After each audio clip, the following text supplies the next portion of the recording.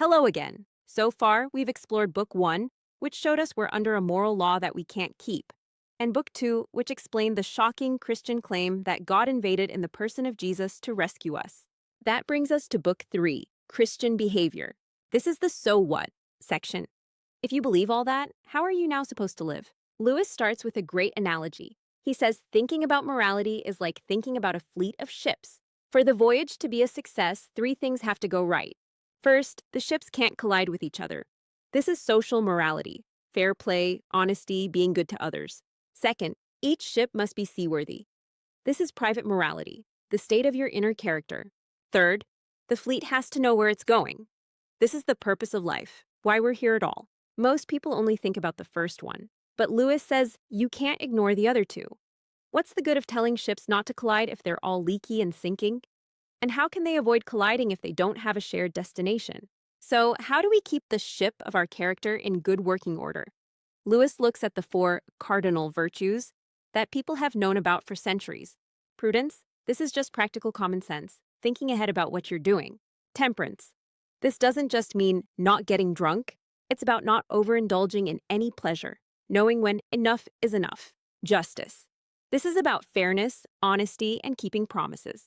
Fortitude, this is courage. It's facing danger, but also having the guts to keep going when you're tired or in pain. Lewis then applies this to some of the biggest areas of life. On sexual morality, chastity. Let's be honest, this is a tough one for many. Lewis points out that our sexual instinct, like all our other instincts, has gone out of joint. It's not that sex is bad, it's that it's been warped from its original purpose. Christian chastity, which means no sex outside of marriage, isn't a random, prickly rule. It's the direction on the box for how this part of the human machine is supposed to work. On forgiveness. This is one of the hardest parts of Christianity. It means hating the sin but loving the sinner. Lewis says it's not about pretending what someone did was okay.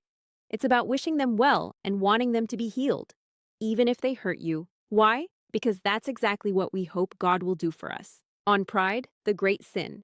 This is the absolute center of Christian morality. Lewis says pride is the worst sin. It's the anti-God state of mind. Pride isn't pleasure in being praised, it's the pleasure of being better than someone else. It's competition. It's the root of all other vices because it's your own self, set up against God and against everyone else. Finally, Lewis says that just trying hard to be good won't work. You can't make the human machine run properly on the wrong kind of fuel. You need God's help. This help comes in the form of the 3 theological virtues. Faith. This isn't just believing things without evidence. It's the art of holding on to what your reason has already accepted, even when your moods and emotions change. Hope. This isn't wishful thinking. It's the constant forward-looking belief that we are made for another world. It explains why we're never truly satisfied with anything on earth. Charity, or love. This is the big one.